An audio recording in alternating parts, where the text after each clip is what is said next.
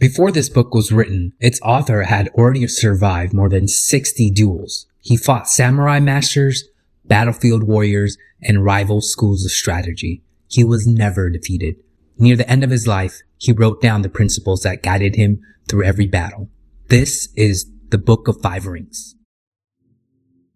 Rin No Sho, A Book of Five Rings, written by Miyamoto Musashi and addressed to Teruo Maganojo.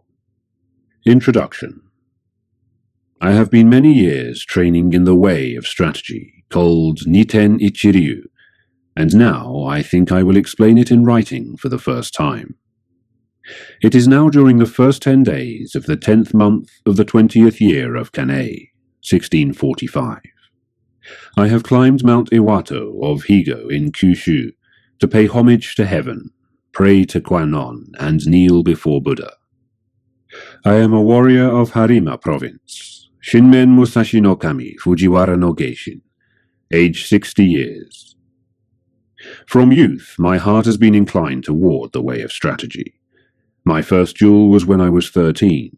I struck down a strategist of the Shinto school, one Arima Kihei. When I was 16, I struck down an able strategist, Tadashima Akiyama. When I was 21, I went up to the capital and met all manner of strategists, never once failing to win in many contests.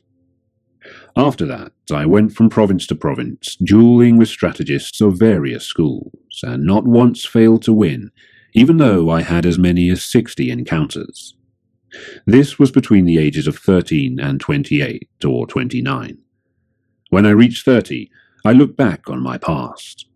The previous victories were not due to my having mastered strategy. Perhaps it was natural ability, or the order of heaven, or that the other school's strategy was inferior. After that, I studied morning and evening, searching for the principle, and came to realize the way of strategy when I was 50. Since then, I have lived without following any particular way. Thus, with the virtue of strategy, I practice many arts and abilities, all things with no teacher. To write this book, I did not use the lore of Buddha or the teachings of Confucius, neither old war chronicles nor books on martial tactics. I take up my brush to explain the true spirit of this Ichi school, as it is mirrored in the way of heaven and Kwannon. The time is the night of the 10th day of the 10th month at the hour of the tiger, 3 to 5 a.m. The Ground Book. Strategy is the craft of the warrior. Commanders must enact the craft, and troopers should know this way. There is no warrior in the world today who really understands the way of strategy. There are various ways. There is the way of salvation by the law of Buddha, the way of Confucius governing the way of learning, the way of healing as a doctor, as a poet teaching the way of waka, tea, archery, and many arts and skills. Each man practices as he feels inclined.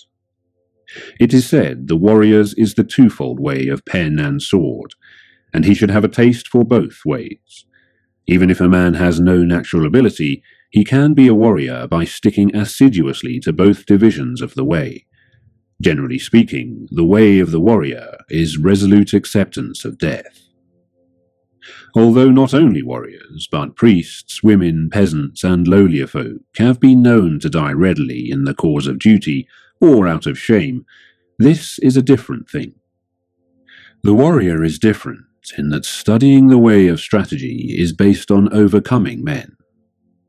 By victory gained in crossing swords with individuals or in joining battle with large numbers, we can attain power and fame for ourselves or for our Lord. This is the virtue of strategy. The way of strategy. In China and Japan, practitioners of the way have been known as masters of strategy. Warriors must learn this way. Recently, there have been people getting on in the world as strategists, but they are usually just sword fencers. The attendants of the Kashima Kantori shrines of the province Hitachi received instruction from the gods and made schools based on this teaching, travelling from country to country, instructing men. This is the recent meaning of strategy. In olden times, strategy was listed among the 10 abilities and 7 arts as a beneficial practice. It was certainly an art, but as beneficial practice, it was not limited to sword fencing.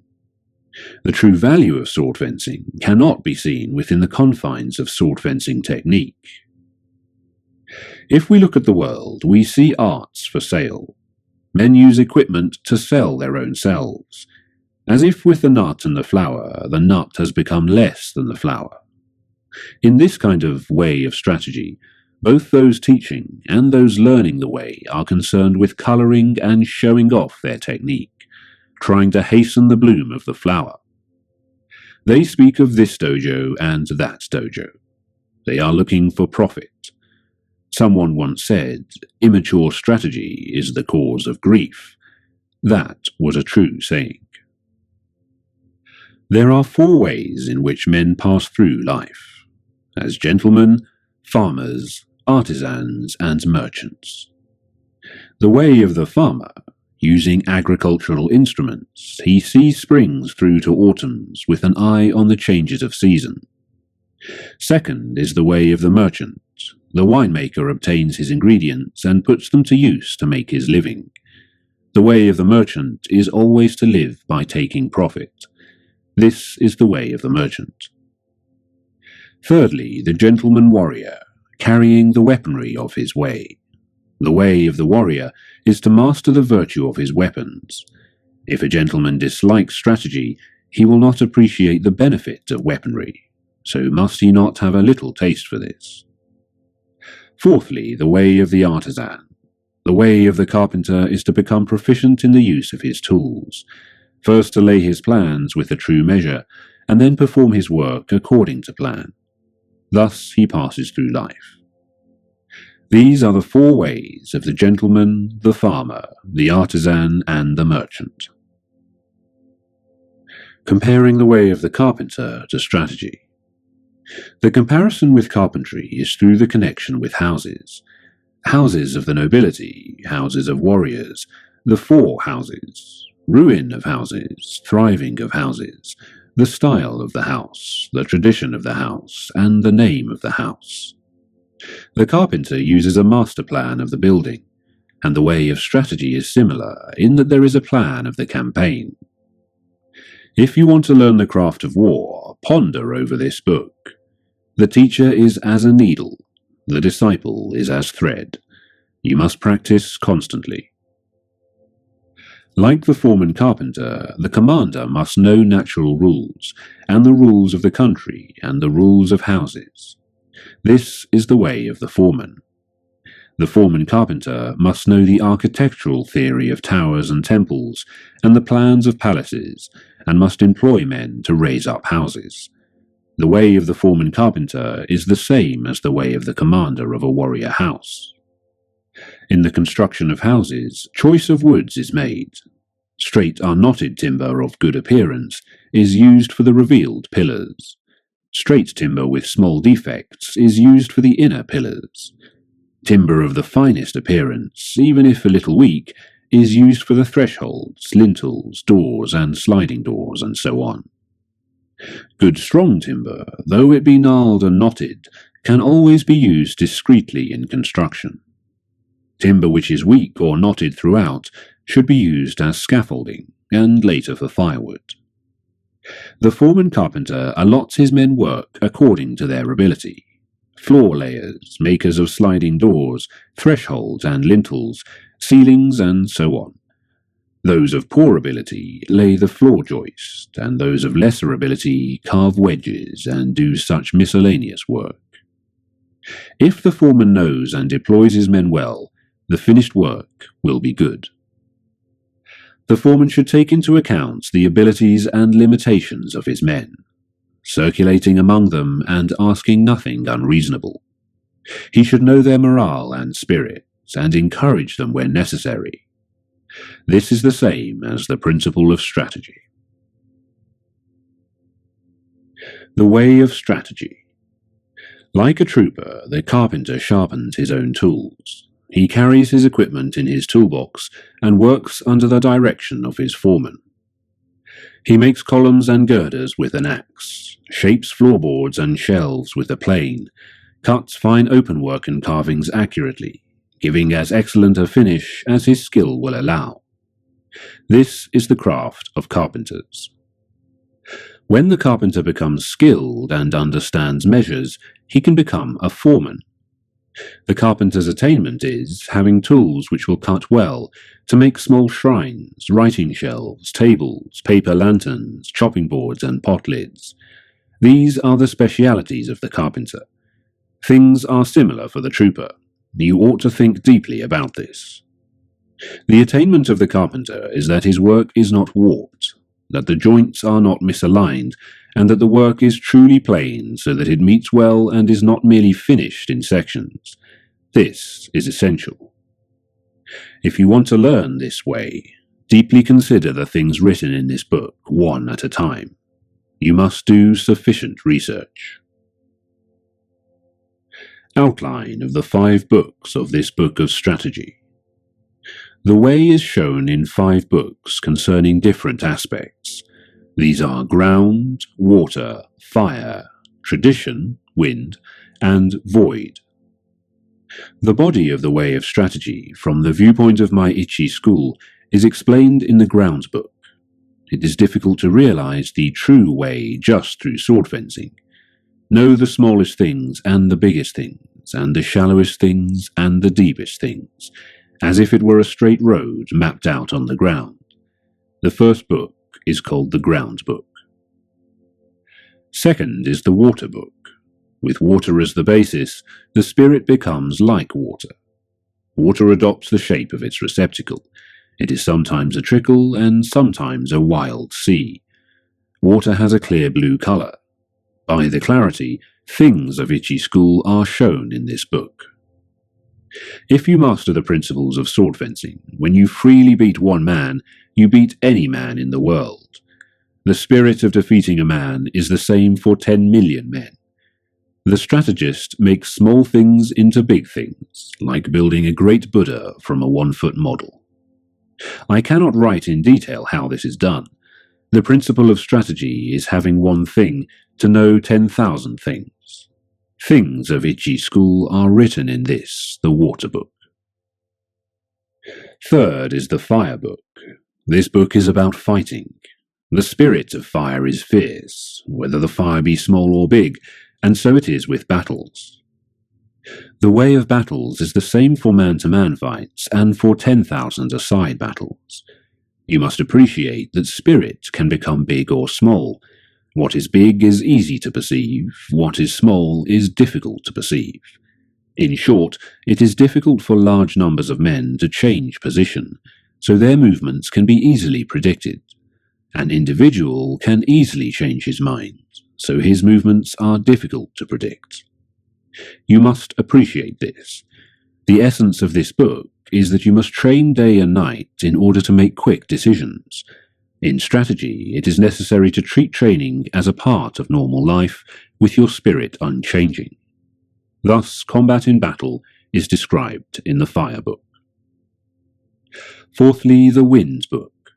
This book is not concerned with my Ichi school, but with other schools of strategy. By wind, I mean old traditions, present-day traditions, and family traditions of strategy. Thus, I clearly explain the strategies of the world. This is tradition. It is difficult to know yourself if you do not know others.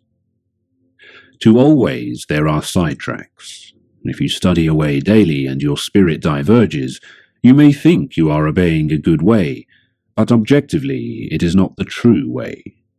If you are following the true way and diverge a little, this will later become a large divergence.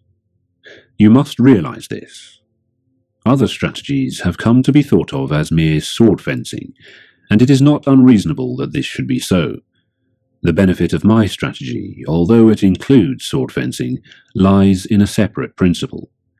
I have explained what is commonly meant by strategy in other schools in the Tradition Wind book. Fifthly, the Book of the Void. By void, I mean that which has no beginning and no end. Attaining this principle means not attaining the principle. The way of strategy is the way of nature. When you appreciate the power of nature, knowing the rhythm of any situation, you will be able to hit the enemy naturally and strike naturally. All this is the way of the void. I intend to show how to follow the true way according to nature in the Book of the Void. The name Ichiryu Nito, one school, two swords. Warriors, both commanders and troopers, carry two swords at their belt. In olden times, these were called the long sword and the sword. Nowadays, they are known as the sword and the companion sword. Let it suffice to say that in our land, whatever the reason, a warrior carries two swords at his belt. It is the way of the warrior. Nito Ichiryu shows the advantage of using both swords. The spear and halberd are weapons that are carried out of doors. Students of the Ichi school way of strategy should train from the start with a sword and longsword in either hand. This is the truth. When you sacrifice your life, you must make fullest use of your weaponry. It is false not to do so, and to die with a weapon yet undrawn. If you hold a sword with both hands, it is difficult to wield it freely to left and right, so my method is to carry the sword in one hand. This does not apply to large weapons such as the spear or halberd, but swords and companion swords can be carried in one hand. It is encumbering to hold a sword in both hands when you are on horseback, when running on uneven roads, on swampy ground, muddy rice fields, stony ground, or in a crowd of people. To hold the long sword in both hands is not the true way, for if you carry a bow or spear or other arms in your left hand, you have only one hand free for using the long sword. However, when it is difficult to cut an enemy down with one hand, you must use both hands. It is not difficult to wield a sword in one hand. The way to learn this is to train with two long swords, one in each hand. It will seem difficult at first, but everything is difficult at first.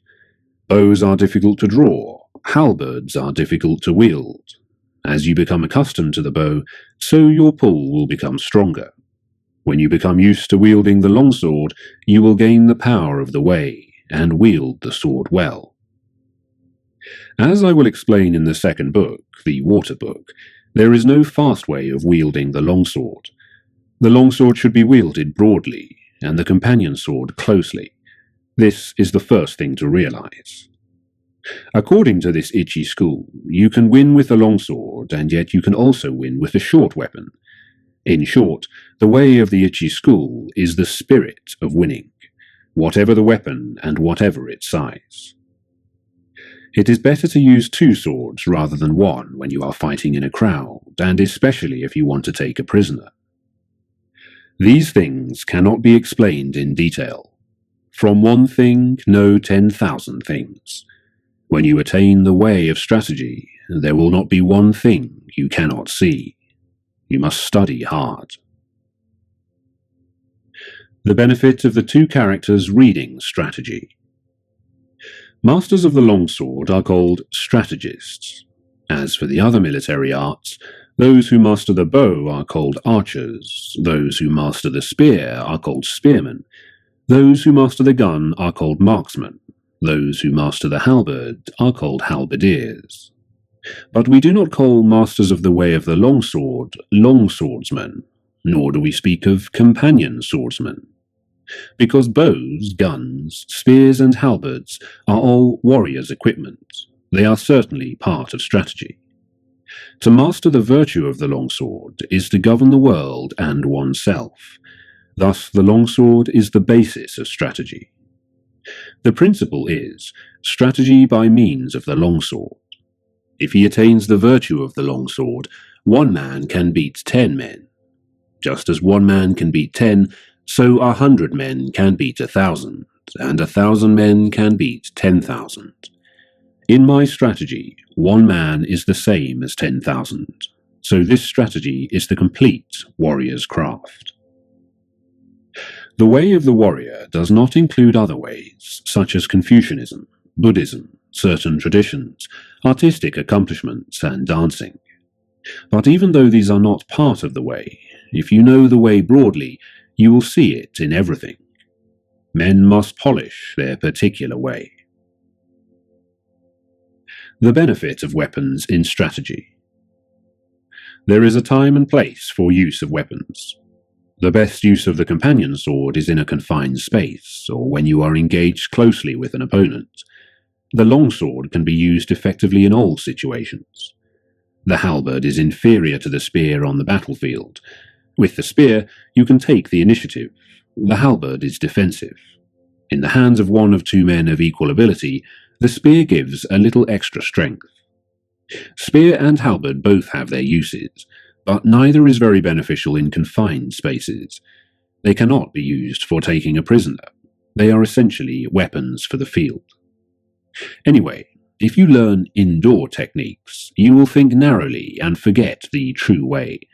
Thus, you will have difficulty in actual encounters.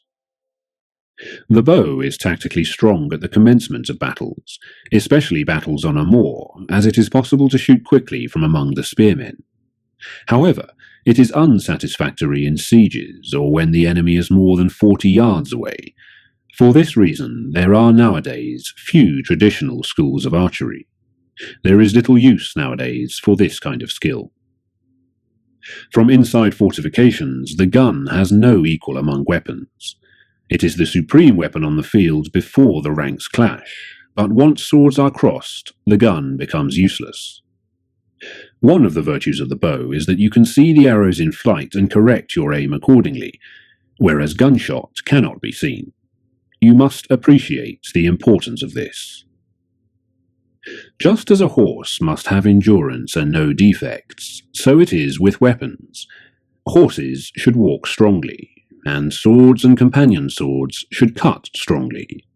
Spears and halberds must stand up to heavy use. Bows and guns must be sturdy. Weapons should be hardy rather than decorative. You should not have a favorite weapon. To become over-familiar with one weapon is as much a fault as not knowing it sufficiently well. You should not copy others, but use weapons which you can handle properly.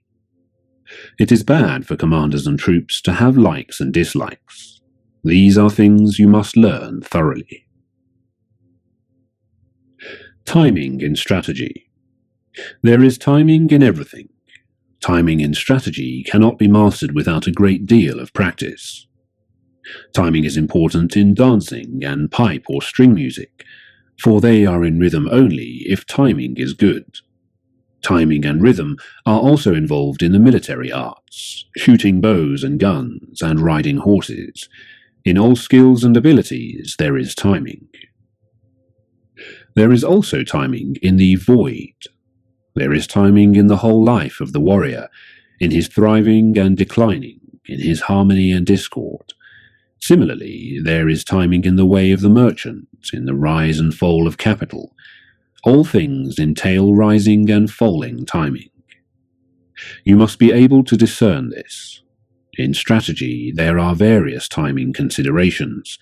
From the outset, you must know the applicable timing and the inapplicable timing, and from among the large and small things and the fast and slow timings, find the relevant timing, first seeing the distance timing and the background timing. This is the main thing in strategy.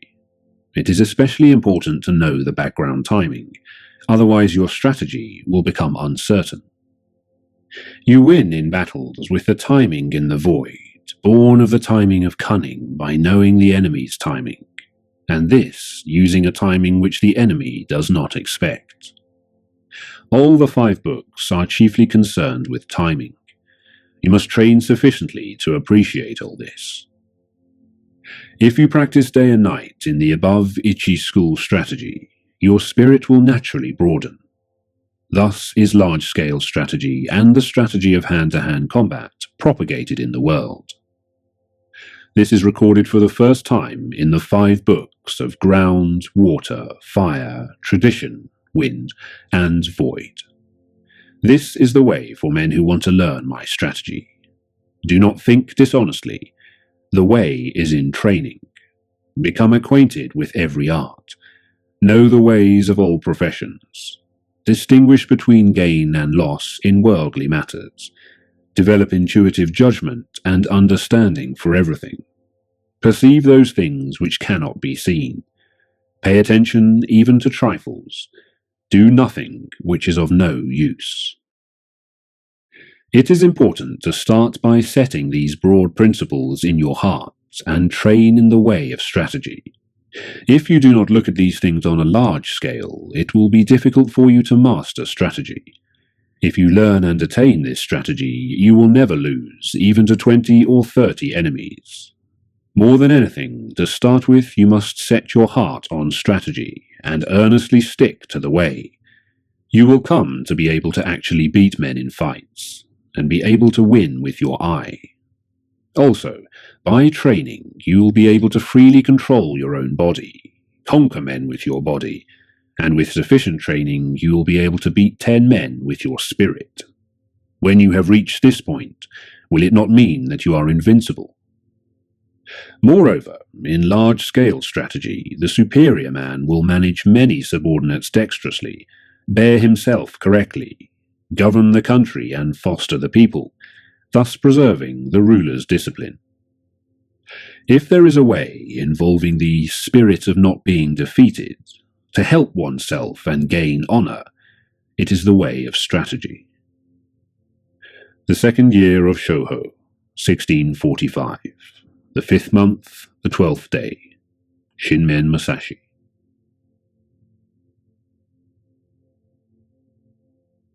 The Water Book. The spirit of Niten Ichi school of strategy is based on water, and this water book explains methods of victory as the longsword form of the Ichi school. Language does not extend to explaining the way in detail, but it can be grasped intuitively.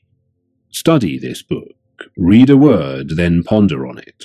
If you interpret the meaning loosely, you will mistake the way. The principles of strategy are written down here in terms of single combat, but you must think broadly so that you can attain an understanding for 10,000-a-side battles. Strategy is different from other things in that if you mistake the way even a little, you will become bewildered and fall into bad ways. If you merely read this book, you will not reach the way of strategy. Absorb the things written in this book.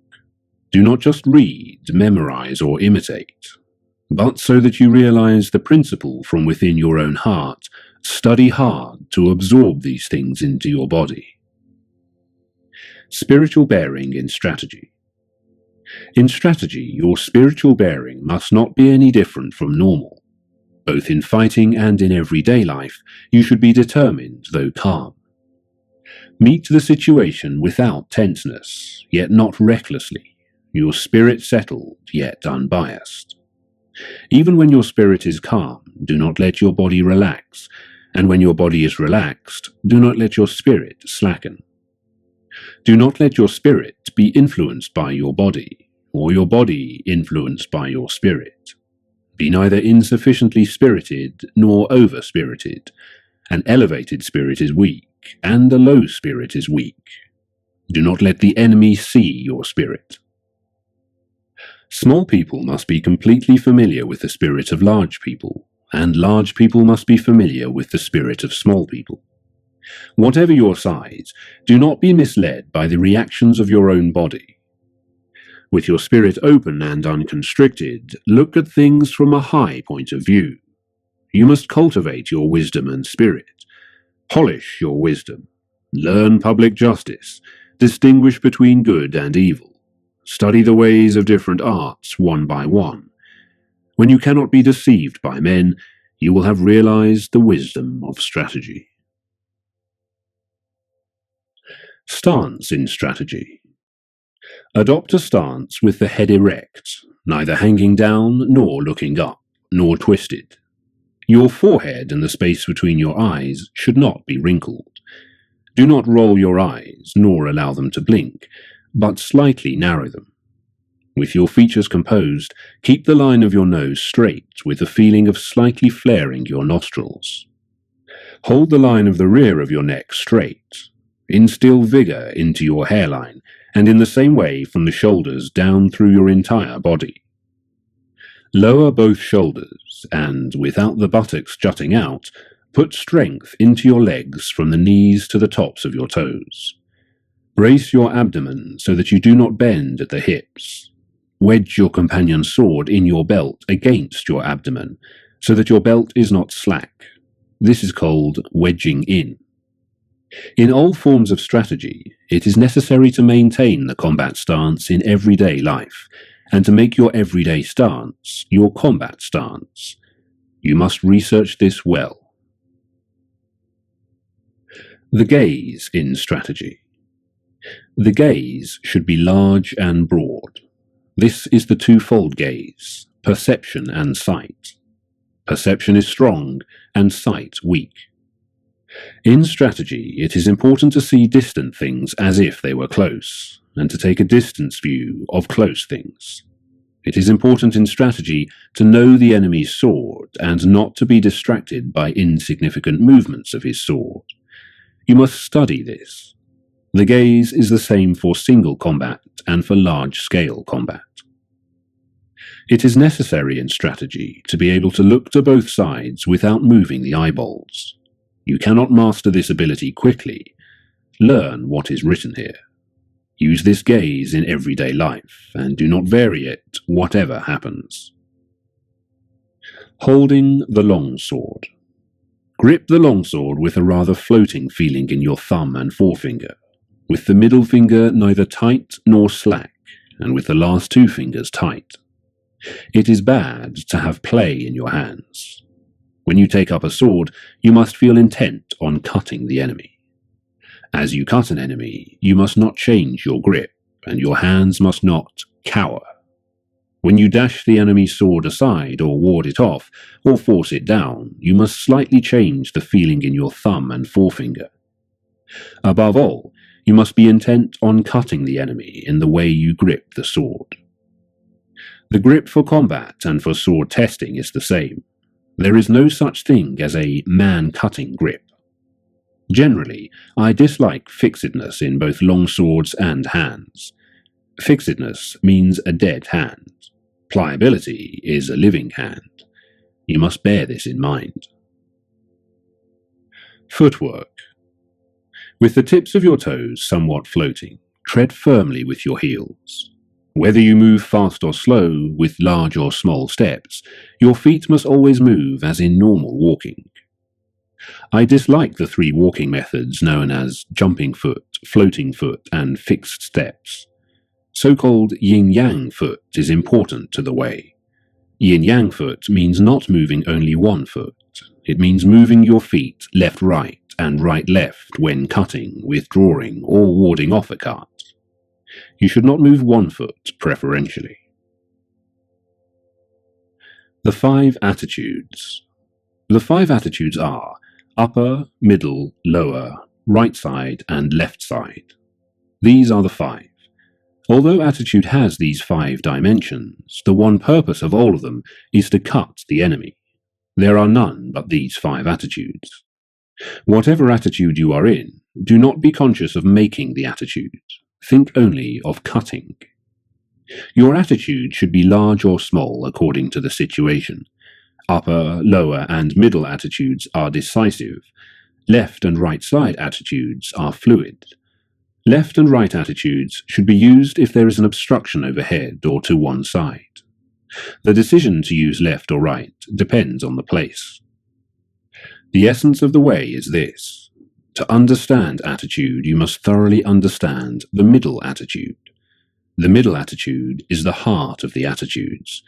If we look at strategy on a broad scale, the middle attitude is the seat of the commander, with the other 4 attitudes following the commander. You must appreciate this. The way of the longsword. Knowing the way of the longsword means we can wield with 2 fingers the sword that we usually carry. If we know the path of the sword well, we can wield it easily.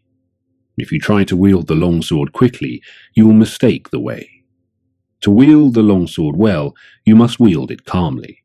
If you try to wield it quickly, like a folding fan or a short sword, you will err by using short sword chopping.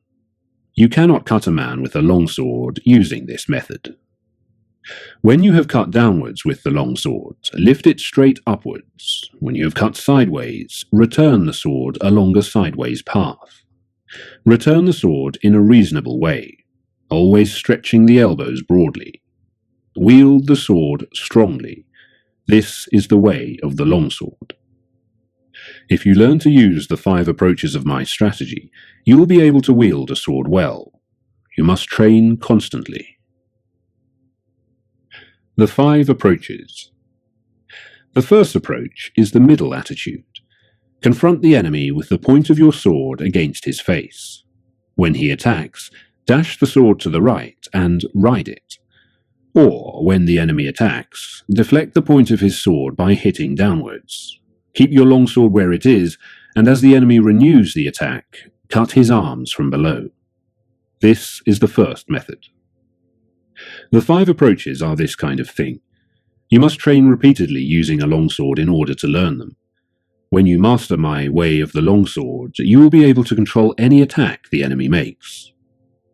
I assure you, there are no attitudes other than the 5 attitudes of the long sword of Ni To. In the second approach with the long sword, from the upper attitude, cut the enemy just as he attacks.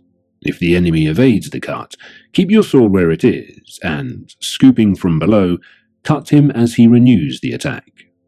It is possible to repeat the cut from here. In this method, there are various changes in timing and spirit.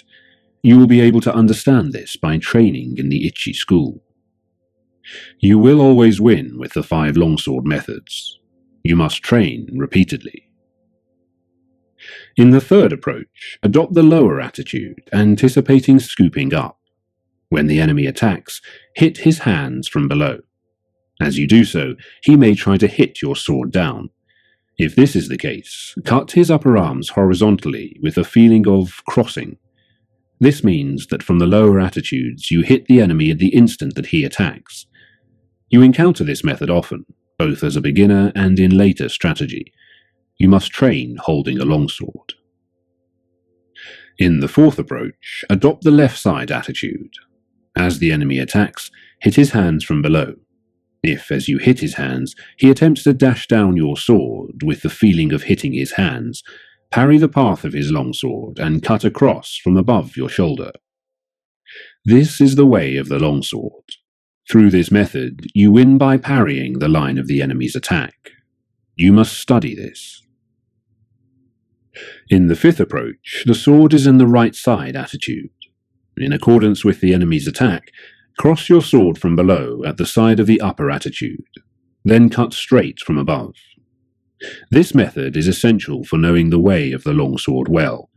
If you can use this method, you can freely wield a heavy longsword.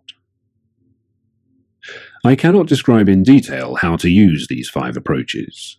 You must become well acquainted with my In Harmony with the Longsword way, learn large-scale timing, understand the enemy's longsword, and become used to the 5 approaches from the outset.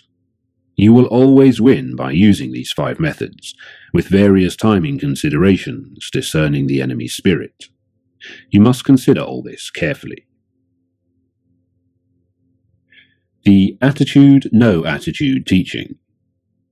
Attitude, no attitude means that there is no need for what are known as long sword attitudes. Even so, attitudes exist as the 5 ways of holding the long sword. However you hold the sword, it must be in such a way that it is easy to cut the enemy well, in accordance with the situation, the place, and your relation to the enemy. From the upper attitude, as your spirit lessens, you can adopt the middle attitude, and from the middle attitude you can raise the sword a little in your technique and adopt the upper attitude. From the lower attitude you can raise the sword a little and adopt the middle attitudes as the occasion demands. According to the situation, if you turn your sword from either the left side or right side attitude towards the center, the middle or the lower attitude results. The principle of this is called existing attitude, non-existing attitude. The primary thing when you take a sword in your hands is your intention to cut the enemy, whatever the means. When you parry, hit, spring, strike or touch the enemy's cutting sword, you must cut the enemy in the same movement. It is essential to attain this. If you think only of hitting, springing, striking or touching the enemy, you will not be able to actually cut him. More than anything, you must be thinking of carrying your movement through to cutting him. You must thoroughly research this. Attitude in strategy on a larger scale is called battle array. Such attitudes are all for winning battles. Fixed formation is bad. Study this well. To hit the enemy in one timing. In one timing means when you have closed with the enemy to hit him as quickly and directly as possible, without moving your body or settling your spirit, while you see that he is still undecided. The timing of hitting before the enemy decides to withdraw, break or hit is this in one timing. You must train to achieve this timing, to be able to hit in the timing of an instant. The abdomen timing of 2. When you attack and the enemy quickly retreats, as you see him tense, you must feint a cut. Then, as he relaxes, follow up and hit him. This is the abdomen timing of 2. It is very difficult to attain this merely by reading this book, but you will soon understand with a little instruction. No design, no conception. In this method, when the enemy attacks and you decide to attack, hit with your body and hit with your spirit, and hit from the void with your hands, accelerating strongly. This is the no design, no conception cut. This is the most important method of hitting. It is often used. You must train hard to understand it. The flowing water cut. The flowing water cut is used when you are struggling blade to blade with the enemy. When he breaks and quickly withdraws, trying to spring with his longsword, expand your body and spirit and cut him as slowly as possible with your longsword, following your body like stagnant water. You can cut with certainty if you learn this. You must discern the enemy's grade. Continuous cut. When you attack and the enemy also attacks and your swords spring together, in one action cut his head, hands and legs. When you cut several places with one sweep of the longsword, it is the continuous cut. You must practice this cut. It is often used. With detailed practice, you should be able to understand it. The fire and stones cut. The fire and stones cut means that when the enemy's longsword and your longsword clash together, you cut as strongly as possible without raising the sword even a little.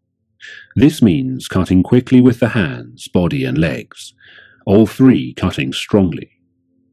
If you train well enough, you will be able to strike strongly. The red leaves cut. The red leaves cut means knocking down the enemy's sword. The spirit should be getting control of his sword. When the enemy is in a longsword attitude in front of you and intent on cutting, hitting and parrying, you should strongly hit the enemy's sword with the fire and stones cut, perhaps in the design of the no design, no conception cut. If you then beat down the point of his sword with a sticky feeling, he will necessarily drop the sword. If you practice this cut, it becomes easy to make the enemy drop his sword. You must train repetitively.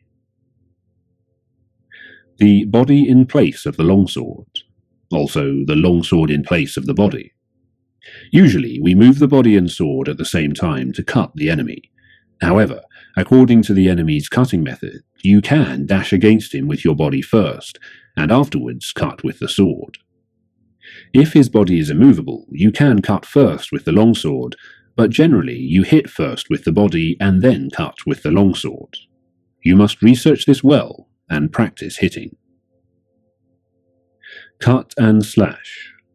To cut and slash are two different things. Cutting, whatever form of cutting it is decisive, with a resolute spirit. Slashing is nothing more than touching the enemy. Even if you slash strongly, and even if the enemy dies instantly, it is slashing. When you cut, your spirit is resolved. You must appreciate this. If you first slash the enemy's hands or legs, you must then cut strongly. Slashing is in spirit the same as touching. When you realize this, they become indistinguishable. Learn this well. Chinese monkey's body. The Chinese monkey's body is the spirit of not stretching out your arms. The spirit is to get in quickly, without in the least extending your arms, before the enemy cuts. If you are intent upon not stretching out your arms, you are effectively far away. The spirit is to go in with your whole body. When you come to within arm's reach, it becomes easy to move your body in. You must research this well. Glue and lacquer emulsion body. The spirit of glue and lacquer emulsion body is to stick to the enemy and not separate from him. When you approach the enemy, stick firmly with your head, body, and legs. People tend to advance their head and legs quickly, but their body lags behind. You should stick firmly so that there is not the slightest gap between the enemy's body and your body. You must consider this carefully. To strive for height. By to strive for height is meant, when you close with the enemy, to strive with him for superior height without cringing. Stretch your legs, stretch your hips, and stretch your neck face to face with him. When you think you have won and you are the higher, thrust in strongly. You must learn this. To apply stickiness. When the enemy attacks and you also attack with the longsword, you go in with a sticky feeling and fix your longsword against the enemy's as you receive his cut. The spirit of stickiness is not hitting very strongly, but hitting so that the longswords do not separate easily. It is best to approach as calmly as possible when hitting the enemy's longsword with stickiness. The difference between stickiness and entanglement is that stickiness is firm and entanglement is weak. You must appreciate this. The body strike. The body strike means to approach the enemy through a gap in his guard. The spirit is to strike him with your body. Turn your face a little aside and strike the enemy's breast with your left shoulder thrust out. Approach with a spirit of bouncing the enemy away, striking as strongly as possible in time with your breathing. If you achieve this method of closing with the enemy, you will be able to knock him 10 or 20 feet away. It is possible to strike the enemy until he is dead. Train well. 3 ways to parry his attack. There are 3 methods to parry a cut. First, by dashing the enemy's longsword to your right, as if thrusting at his eyes when he makes an attack, or to parry by thrusting the enemy's longsword towards his right eye with a feeling of snipping his neck. Or, when you have a short longsword, without worrying about parrying the enemy's longsword, to close with him quickly, thrusting at his face with your left hand. These are the 3 ways of parrying. You must bear in mind that you can always clench your left hand and thrust at the enemy's face with your fist. For this, it is necessary to train well. To stab at the face. To stab at the face means, when you are in confrontation with the enemy, that your spirit is intent on stabbing at his face, following the line of the blades with the point of your longsword. If you are intent on stabbing at his face and body will become rideable. When the enemy becomes rideable, there are various opportunities for winning. You must concentrate on this. When fighting and the enemy's body become as if rideable, you can win quickly, so you ought not to forget to stab at the face. You must pursue the value of this technique through training. To stab at the heart. To stab at the heart means, when fighting and there are obstructions above or to the sides, and whenever it is difficult to cut, to thrust at the enemy. You must stab at the enemy's breast without letting the point of your longsword waver, showing the enemy the ridge of the blade square on, and with the spirit of deflecting his longsword. The spirit of this principle is often useful when we become tired or for some reason our longsword will not cut. You must understand the application of this method. To scold, tut tut. Scold means that when the enemy tries to countercut as you attack, you countercut again from below as if thrusting at him, trying to hold him down. With very quick timing you cut, scolding the enemy. Thrust up, tut, and cut, tut. This timing is encountered time and time again in exchanges of blows. The way to scold, tut tut, is to time the cut simultaneously with raising your longsword as if to thrust the enemy. You must learn this through repetitive practice. The smacking parry. By smacking parry is meant that when you clash swords with the enemy, you meet his attacking cut on your longsword with a ti-dum rhythm, smacking his sword and cutting him. The spirit of the smacking parry is not parrying or smacking strongly, but smacking the enemy's sword in accordance with his attacking cut, primarily intent on quickly cutting him. If you understand the timing of smacking, however hard your long swords clash together, your sword point will not be knocked back even a little. You must research sufficiently to realize this. There are many enemies. There are many enemies applies when you are fighting one against many.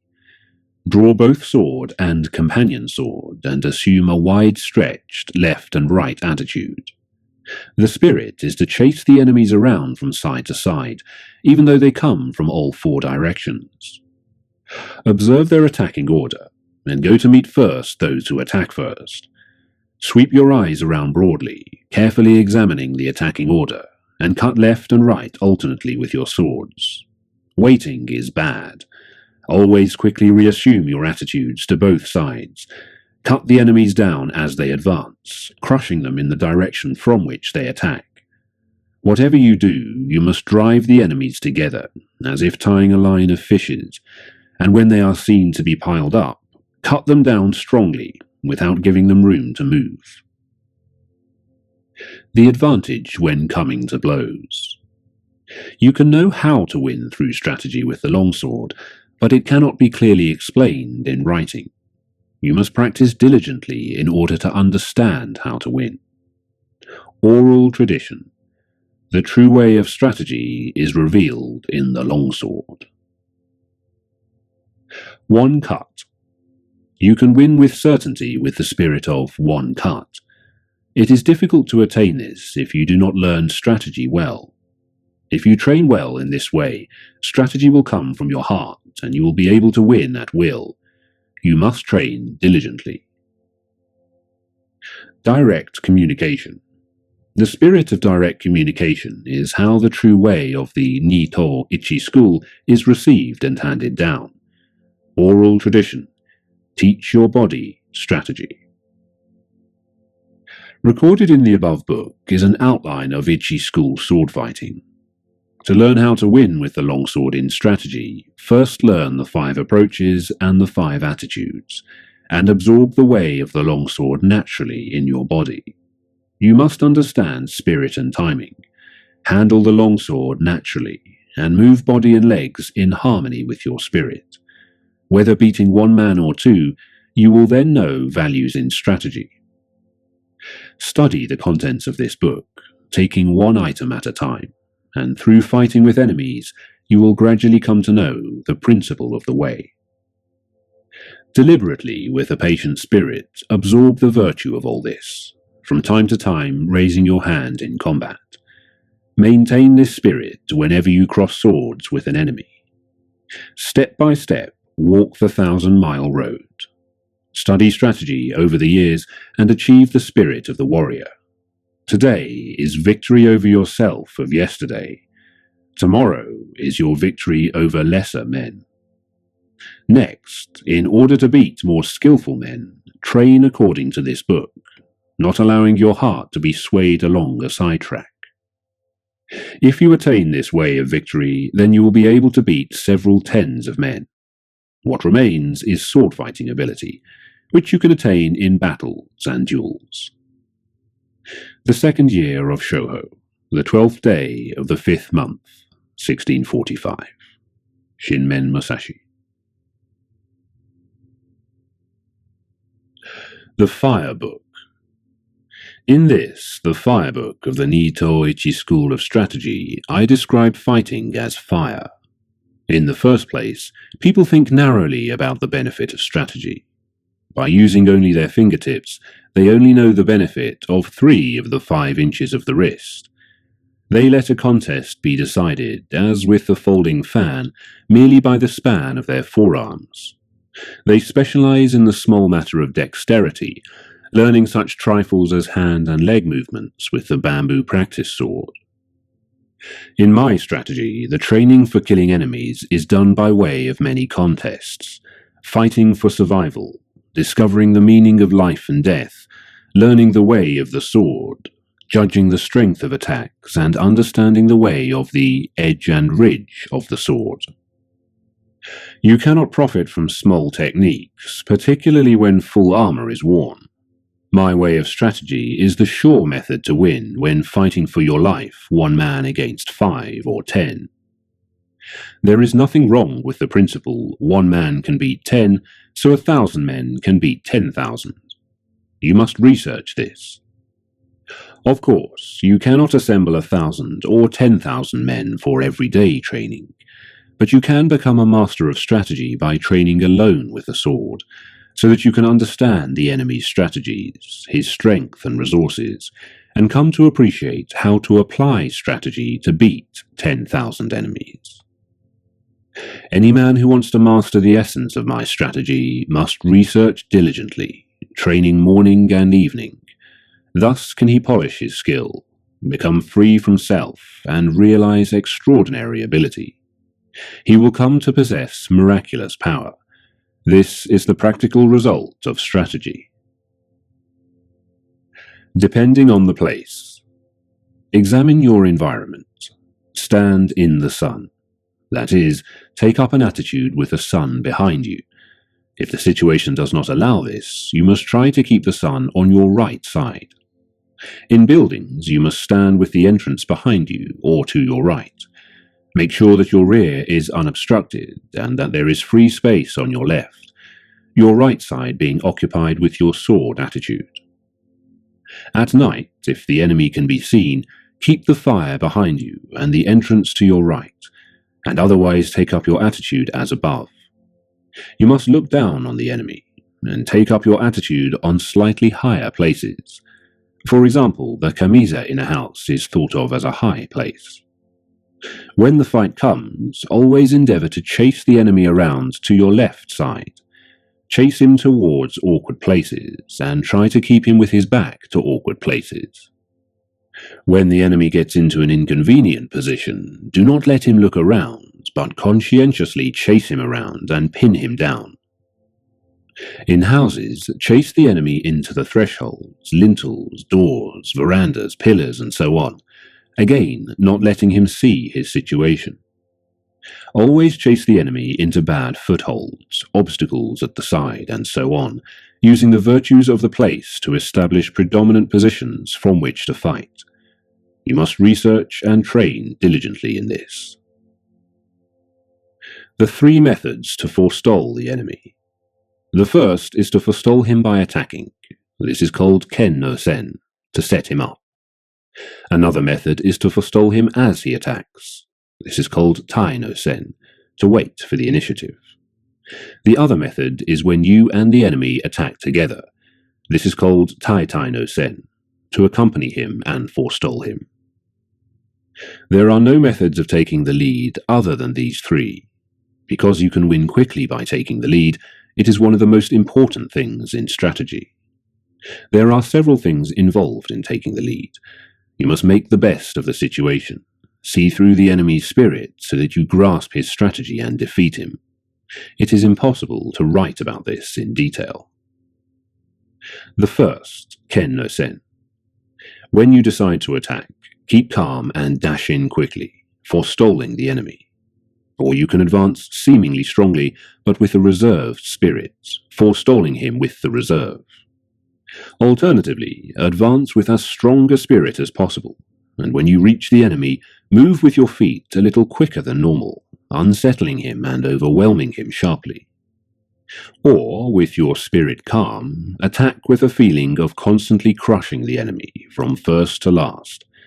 The spirit is to win in the depths of the enemy. These are all Ken no Sen. The second, Tai no Sen. When the enemy attacks, remain undisturbed, but feign weakness.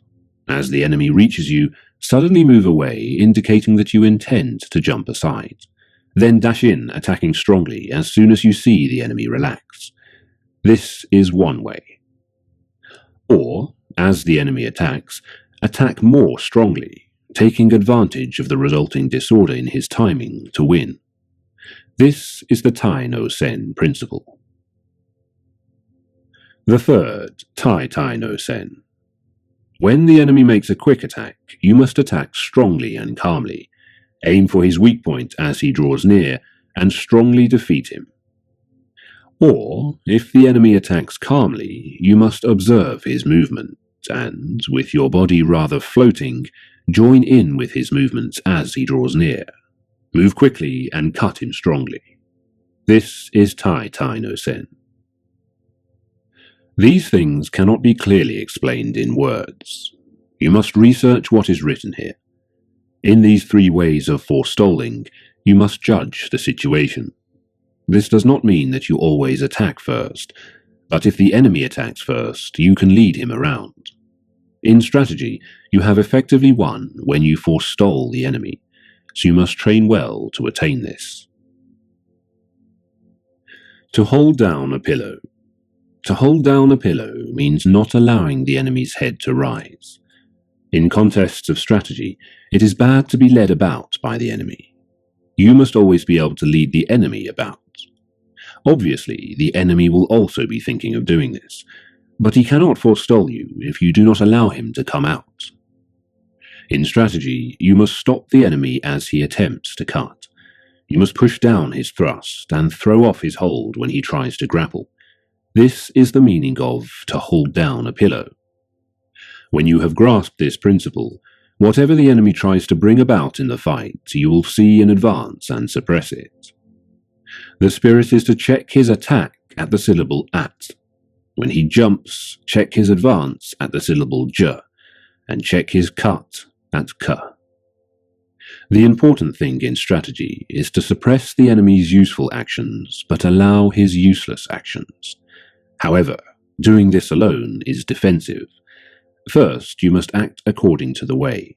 Suppress the enemy's techniques, foiling his plans, and thence command him directly. When you can do this, you will be a master of strategy. You must train well and research holding down a pillow. Crossing at a ford. Crossing at a ford means, for example, crossing the sea at a strait, or crossing over 100 miles of broad sea at a crossing place. I believe this crossing at a ford occurs often in a man's lifetime.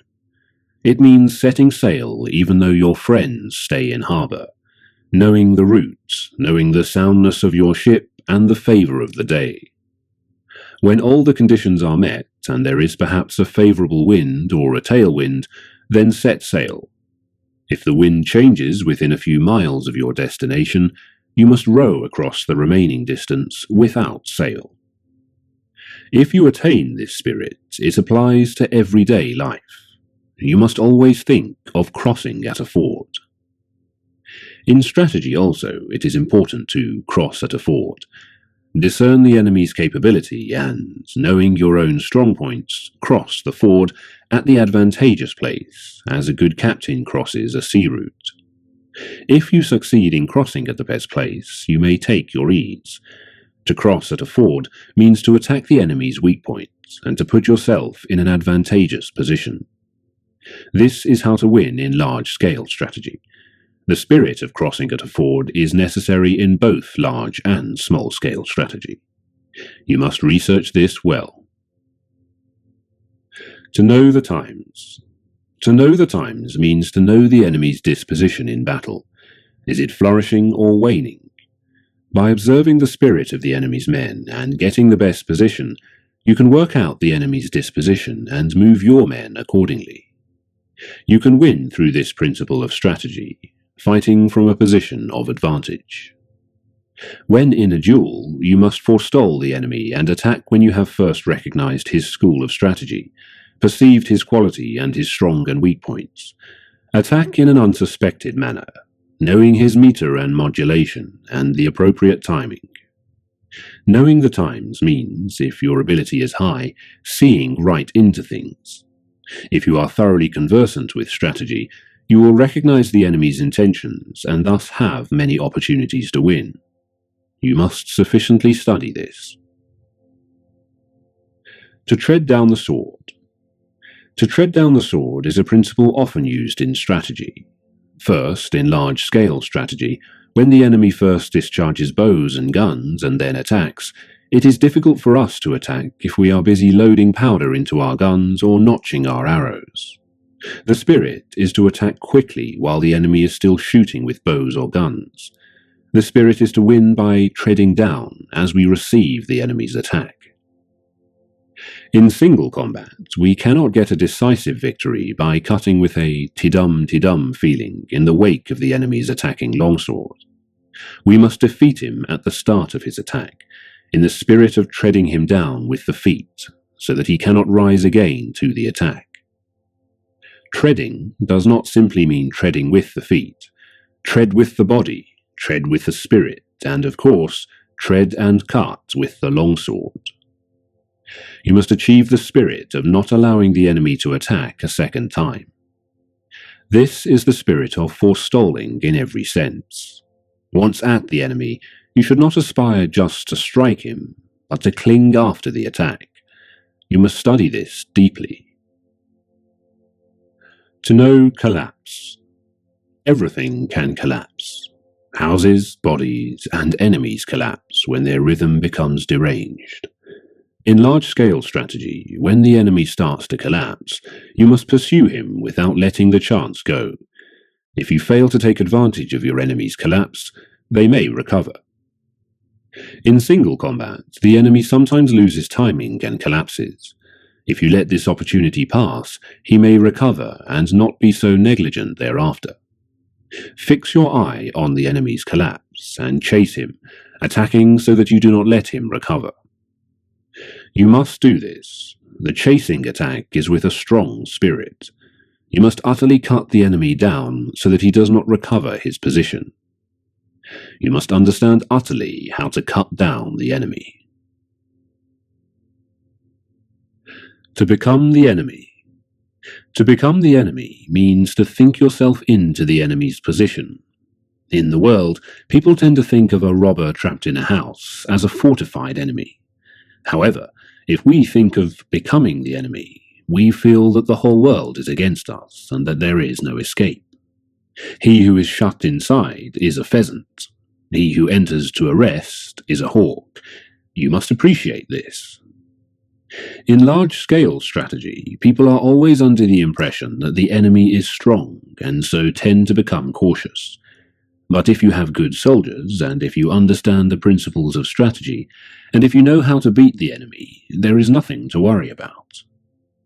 In single combat also, you must put yourself in the enemy's position. If you think, here is a master of the way who knows the principles of strategy, then you will surely lose. You must consider this deeply. To release four hands. To release four hands is used when you and the enemy are contending with the same spirit, and the issue cannot be decided. Abandon this spirit, and win through with an alternative resource. In large-scale strategy, when there is a four-hand spirit, do not give up. It is man's existence. Immediately throw away this spirit, and win with a technique the enemy does not expect. In single combat also, when we think we have fallen into the four-hand situation, we must defeat the enemy by changing our mind and applying a suitable technique according to his condition. You must be able to judge this. To move the shade. To move the shade is used when you cannot see the enemy's spirit. In large-scale strategy, when you cannot see the enemy's position, indicate that you are about to attack strongly, to discover his resources. It is easy then to defeat him with a different method once you see his resources. In single combat, if the enemy takes up a rear or side attitude of the longsword so that you cannot see his intention, make a feint attack, and the enemy will show his longsword, thinking he sees your spirit. Benefiting from what you are shown, you can win with certainty. If you are negligent, you will miss the timing. Research this well. To hold down a shadow. Holding down a shadow is used when you can see the enemy's attacking spirit. In large-scale strategy, when the enemy embarks on an attack, if you make a show of strongly suppressing his technique, he will change his mind. Then, altering your spirit, defeat him by forestalling him with a void spirit. Or, in single combat, hold down the enemy's strong intention with a suitable timing, and defeat him by forestalling him with this timing. You must study this well. To pass on. Many things are said to be passed on. Sleepiness can be passed on, and yawning can be passed on. Time can be passed on also. In large-scale strategy, when the enemy is agitated and shows an inclination to rush, do not mind in the least. Make a show of complete calmness, and the enemy will be taken by this and will become relaxed. When you see that this spirit has been passed on, you can bring about the enemy's defeat by attacking strongly with a void spirit. In single combat, you can win by relaxing your body and spirit, and then, catching on the moment the enemy relaxes, attack strongly and quickly, forestalling him. What is known as getting someone drunk is similar to this. You can also infect the enemy with a bored, careless, or weak spirit. You must study this well.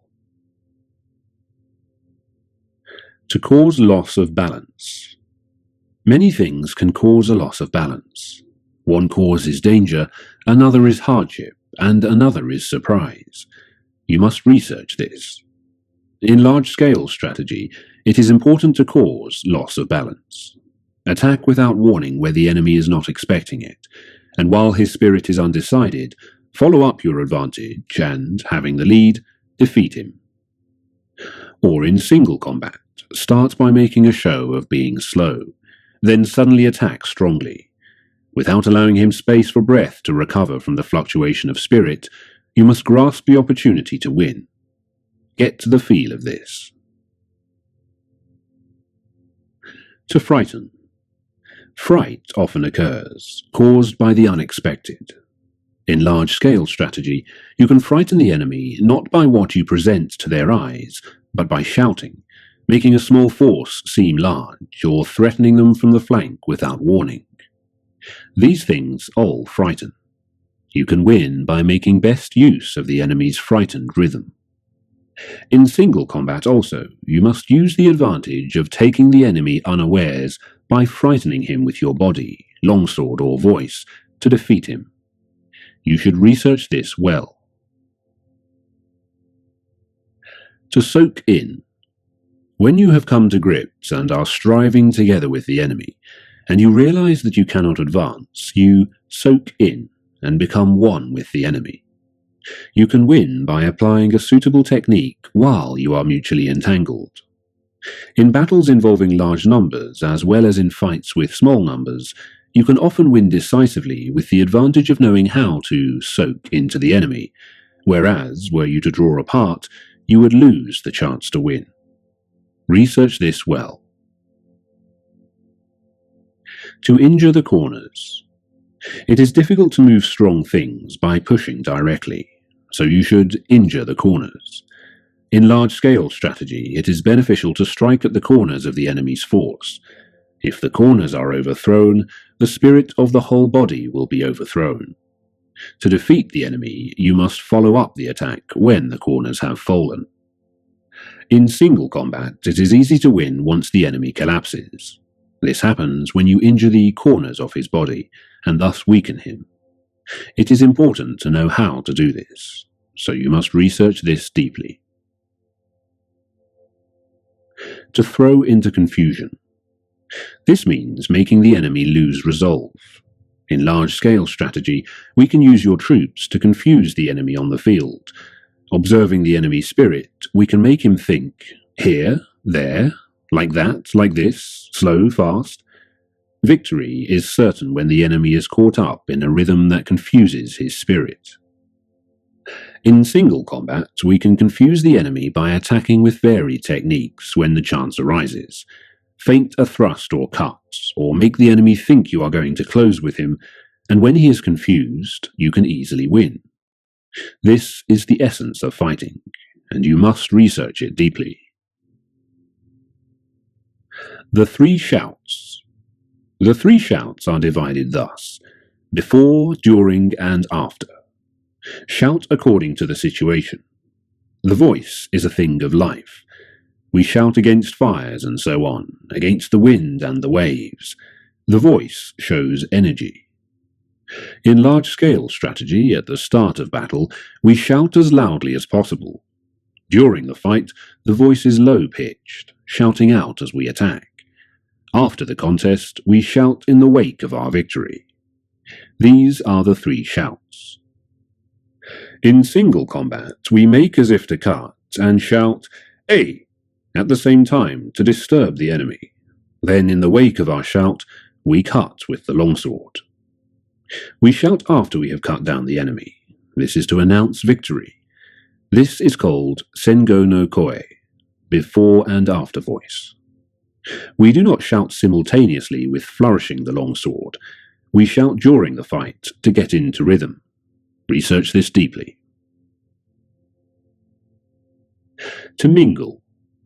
In battles, when the armies are in confrontation, attack the enemy's strong points and, when you see that they are beaten back, quickly separate and attack yet another strong point on the periphery of his force.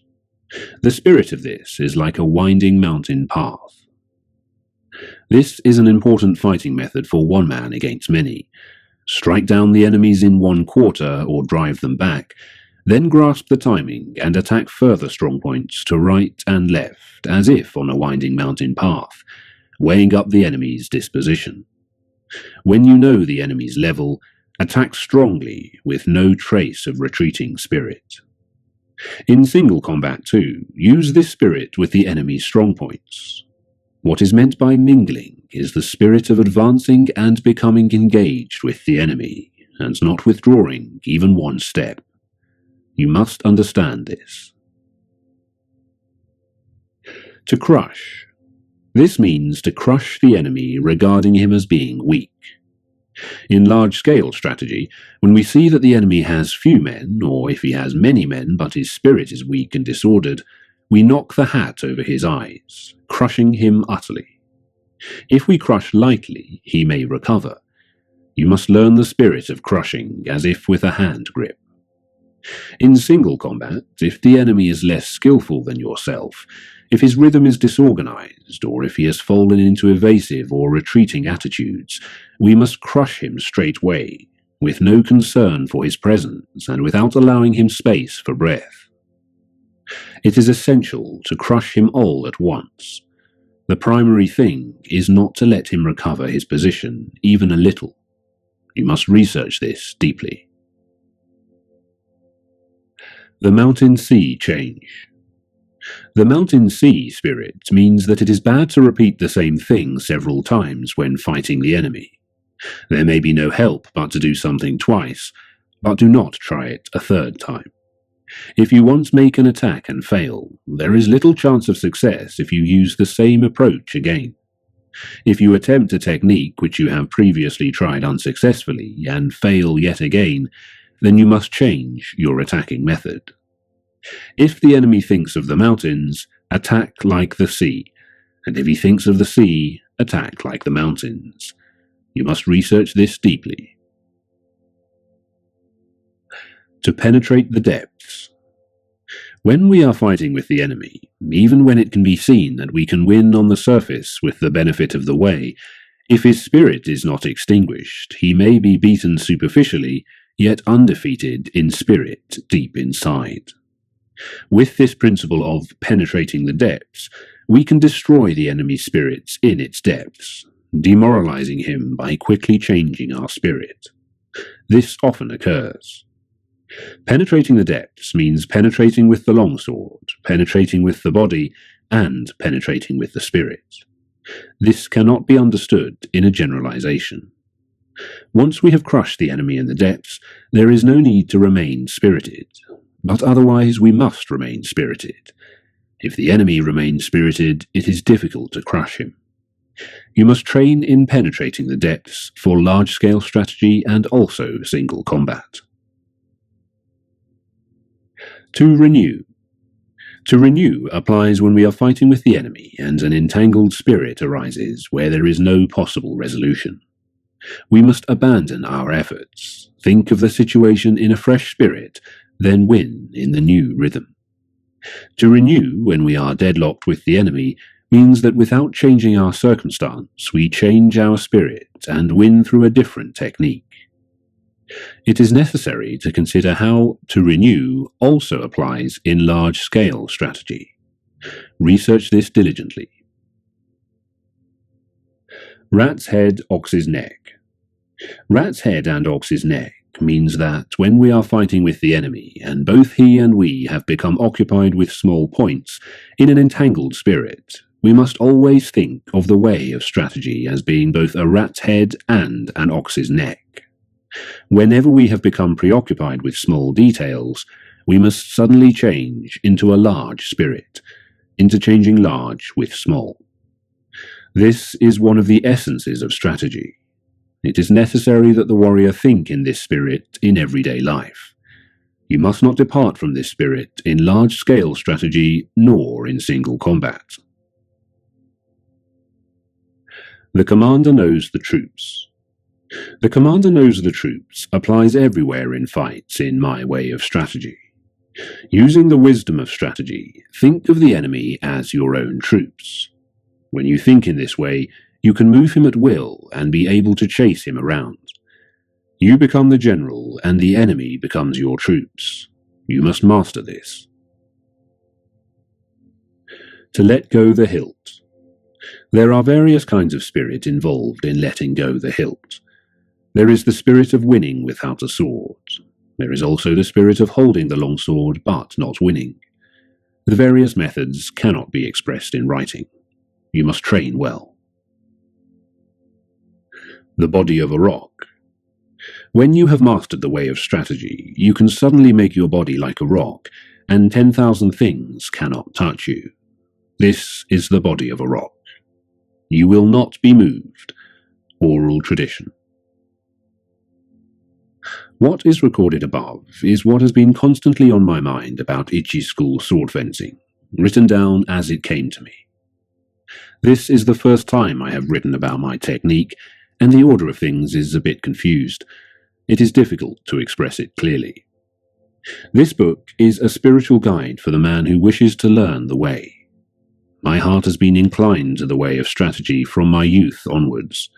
I have devoted myself to training my hand, tempering my body, and attaining the many spiritual attitudes of sword fencing. If we watch men of other schools discussing theory and concentrating on techniques with the hands, even though they seem skillful to watch, they have not the slightest true spirit. Of course, men who study in this way think they are training the body and spirit, but it is an obstacle to the true way, and its bad influence remains forever. Thus, the true way of strategy is becoming decadent and dying out. The true way of sword fencing is the craft of defeating the enemy in a fight, and nothing other than this. If you attain and adhere to the wisdom of my strategy, you need never doubt that you will win. The 2nd year of Shoho, the 5th month, the 12th day, 1645, Shinmen Musashi. The Wind Book. In strategy, you must know the ways of other schools, so I have written about various other traditions of strategy in this, the Wind Book. Without knowledge of the ways of other schools, it is difficult to understand the essence of my Ichi school. Looking at other schools, we find some that specialize in techniques of strength using extra long swords. Some schools study the way of the short sword, known as kodachi. Some schools teach dexterity in large numbers of sword techniques, teaching attitudes of the sword as the surface and the way as the interior. That none of these are the true way, I show clearly in the interior of this book. All the vices and virtues and rights and wrongs. My Ichi school is different. Other schools make accomplishments their means of livelihood, growing flowers and decoratively coloring articles in order to sell them. This is definitely not the way of strategy. Some of the world's strategists are concerned only with sword fencing and limit their training to flourishing the longsword and carriage of the body. But is dexterity alone sufficient to win? This is not the essence of the way. I have recorded the unsatisfactory points of other schools one by one in this book. You must study these matters deeply to appreciate the benefit of my Nito Ichi school. Other schools using extra long swords. Some other schools have a liking for extra long swords. From the point of view of my strategy, these must be seen as weak schools. This is because they do not appreciate the principle of cutting the enemy by any means. Their preference is for the extra long sword, and relying on the virtue of its length, they think to defeat the enemy from a distance. In this world, it is said, 1 inch gives the hand advantage. But these are the idle words of one who does not know strategy. It shows the inferior strategy of a weak spirit, that men should be dependent on the length of their sword, fighting from a distance without the benefit of strategy. I expect there is a case for the school in question liking extra long swords as part of its doctrine, but if we compare this with real life, it is unreasonable. Surely we need not necessarily be defeated if we are using a short sword and have no long sword. It is difficult for these people to cut the enemy when at close quarters because of the length of the long sword. The blade path is large, so the long sword is an encumbrance, and they are at a disadvantage compared to the man armed with a short companion sword. From olden times it has been said, great and small go together. So do not unconditionally dislike extra long swords. What I dislike is the inclination towards the long sword. If we consider large-scale strategy, we can think of large forces in terms of long swords, and small forces as short swords. Cannot few men give battle against many? There are many instances of few men overcoming many. Your strategy is of no account if, when called on to fight in a confined space, your heart is inclined to the long sword, or if you are in a house armed only with your companion sword. Besides, some men have not the strength of others. In my doctrine, I dislike preconceived, narrow spirit. You must study this well. The strong longsword spirit in other schools. You should not speak of strong and weak longswords. If you just wield the longsword in a strong spirit, your cutting will become coarse, and if you use the sword coarsely, you will have difficulty in winning. If you are concerned with the strength of your sword, you will try to cut unreasonably strongly, and you will not be able to cut at all. It is also bad to try to cut strongly when testing the sword.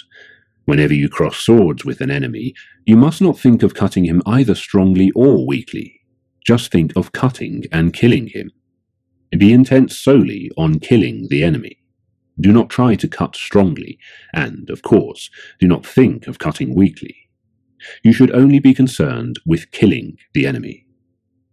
If you rely on strength, when you hit the enemy's sword, you will inevitably hit too hard. If you do this, your own sword will be carried along as a result. Thus the saying, "the strongest hand wins," has no meaning. In large-scale strategy, if you have a strong army and are relying on strength to win, but the enemy also has a strong army, the battle will be fierce. This is the same for both sides. Without the correct principle, the fight cannot be won. The spirit of my school is to win through the wisdom of strategy, paying no attention to trifles. Study this well. Use of the shorter longsword in other schools. Using a shorter longsword is not the true way to win. In ancient times, tachi and katana meant long and short swords. Men of superior strength in the world can wield even a longsword lightly, so there is no case for their liking the short sword. They also make use of the length of spears and halberds. Some men use a shorter longsword with the intention of jumping in and stabbing the enemy at the unguarded moment when he flourishes his sword. This inclination is bad. To aim for the enemy's unguarded moment is completely defensive and undesirable at close quarters with the enemy.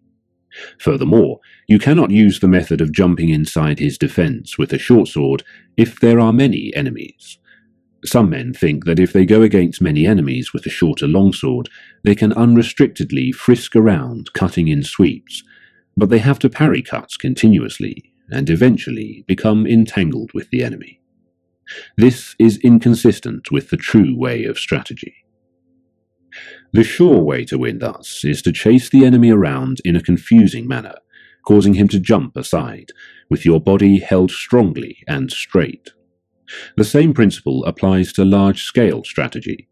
The essence of strategy is to fall upon the enemy in large numbers and to bring about his speedy downfall. By their study of strategy, people of the world get used to countering, evading, and retreating as the normal thing. They become set in this habit, so can easily be paraded around by the enemy. The way of strategy is straight and true. You must chase the enemy around and make him obey your spirit. Other schools with many methods of using the longsword. I think it is held in other schools that there are many ways of using the longsword in order to gain the admiration of beginners. This is selling the way. It is a vile spirit in strategy. The reason for this is that to deliberate over many ways of cutting down a man is an error. To start with, killing is not the way of mankind. Killing is the same for people who know about fighting and for those who do not. It is the same for women or children, and there are not many different methods. We can speak of different tactics such as stabbing and mowing down, but none other than these. Anyway, cutting down the enemy is the way of strategy, and there is no need for many refinements of it. Even so, according to the place, your longsword may be obstructed above or to the sides, and you will need to hold your sword in such a manner that it can be used. There are 5 methods in 5 directions.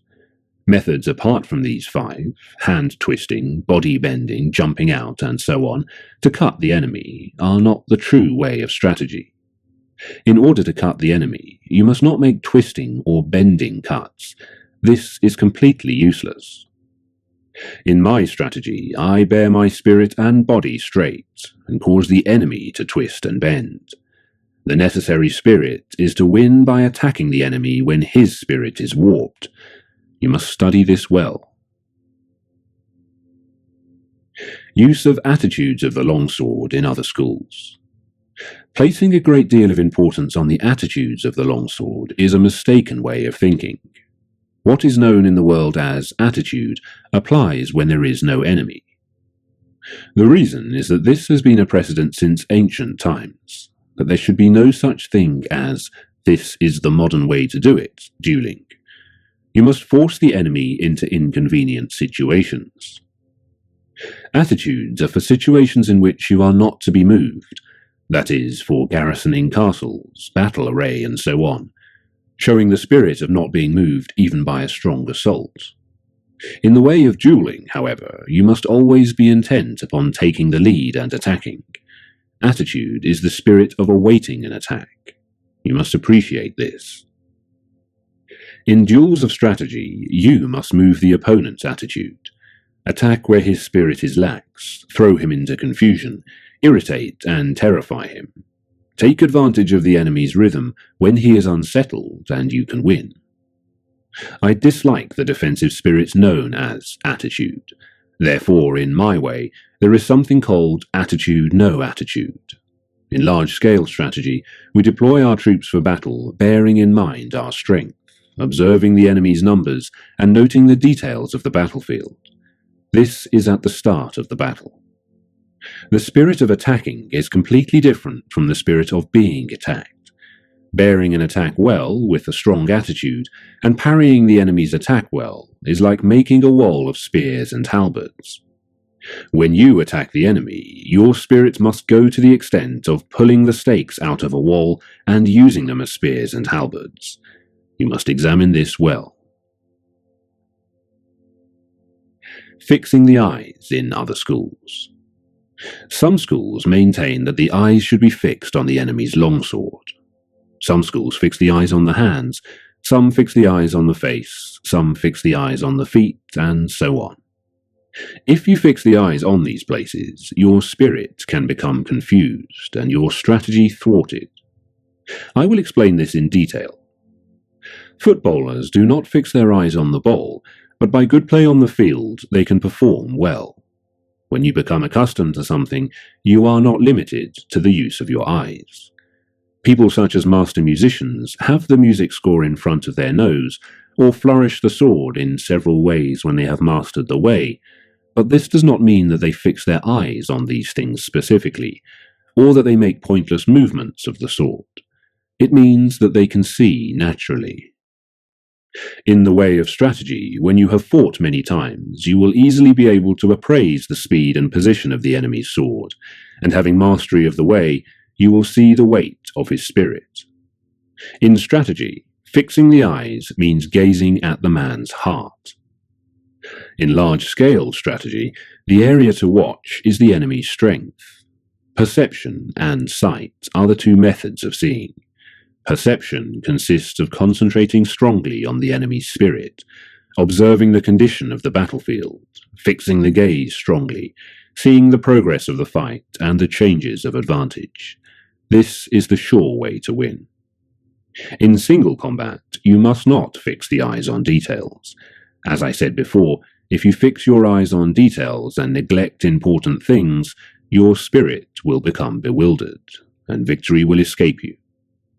Research this principle well, and train diligently. Use of the feet in other schools. There are various methods of using the feet.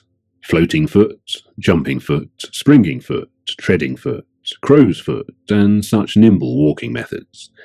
From the point of view of my strategy, these are all unsatisfactory. I dislike floating foot because the feet always tend to float during the fight. The way must be trod firmly.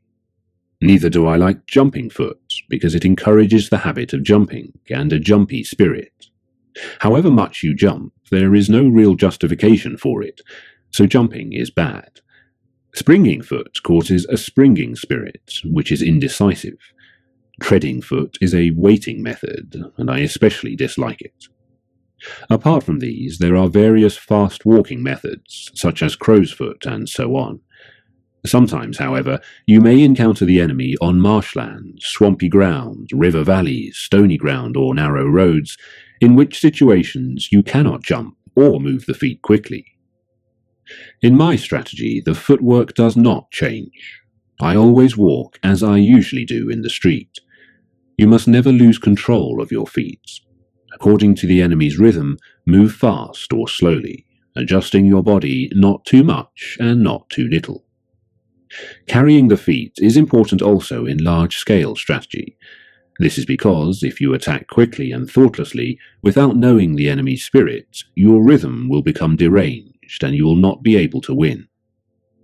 Or, if you advance too slowly, you will not be able to take advantage of the enemy's disorder. The opportunity to win will escape, and you will not be able to finish the fight quickly. You must win by seizing upon the enemy's disorder and derangement, and by not according him even a little hope of recovery. Practice this well. Speed in other schools. Speed is not part of the true way of strategy.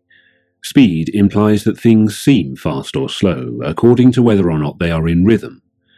Whatever the way, the master of strategy does not appear fast.